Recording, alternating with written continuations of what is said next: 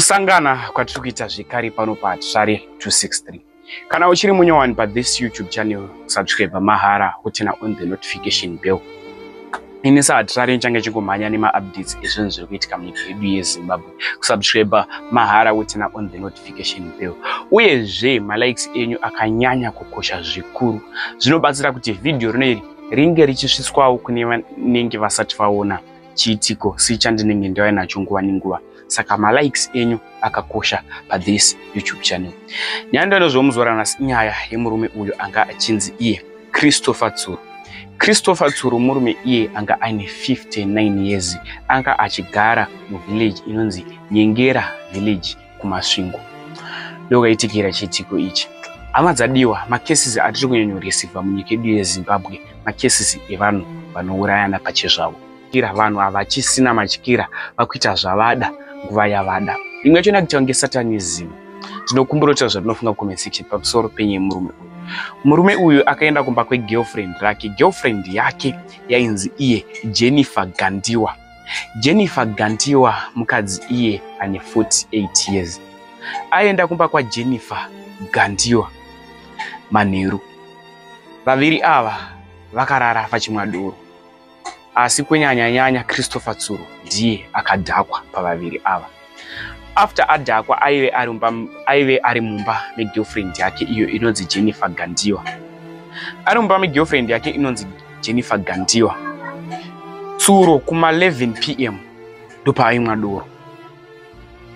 Kuma 3 kwakunoedza akabva apa Jennifer Gandiwa $3 kuti vaite bonde. After Jennifer apiwa mari izvi, haana kubvuma zvavainge vawirirana kuti vaite bonde. Jennifer akatambira mari asi haana kuita zvavainge vawirirana. Vaviri ava vakanetsana zvekusvika kuma 5 AM. Vanetsana zvekusvika kuma 5 AM. Jennifer akabva adzosera Christopher mari yake back. Adzosera Christopher mari yake back. Christopher akabva atanga kudzingwa zvikanzi chienda kumba kwako. Inini zvandangada kuita newe handichakwanisi, mari yako ndakupa back. After uyapiwa mari yake back, Christopher Tsuru apiwa mari yake back. Christopher Tsuru akatanga kudzingwa negirlfriend yake zvechisimba.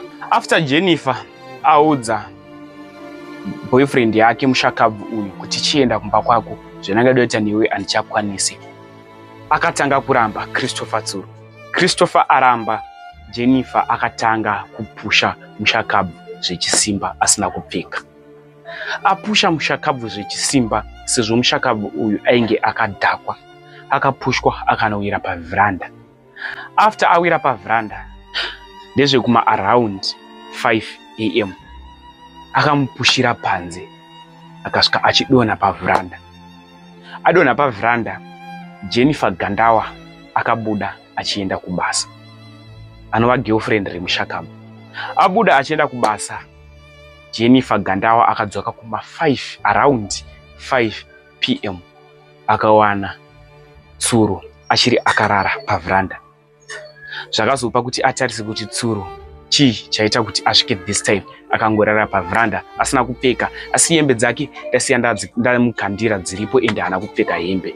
Akawana Christopher ableeda musoro achiratidza kuti akabuda ropa rakawandisa zvikuru chaive chando.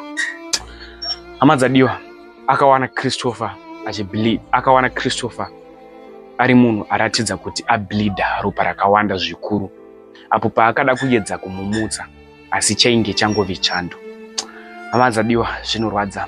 Ndo nyaya tareceiver kubva kumasvingo munonzi munyengera village. Ndokumbura kuti zvanofunga comment section zvinorwadza, zvinosiririsa zvatiri kureceiver munyika yedu yeZimbabwe. Varume ngatidzidzei kudzikama, kudzikanai nevakadzi vamakapiwa naMwari. Magirlfriend aya haakudei nemoyo. Kumba kwako ndo kwaunodiwa. Uku kwamunoenda uko kumanikidzira, munofira mahara kana kusiyiwa wavarume, uchifurirwa kuramba vako veukama. Rest in peace kuna Christopher Tsuru.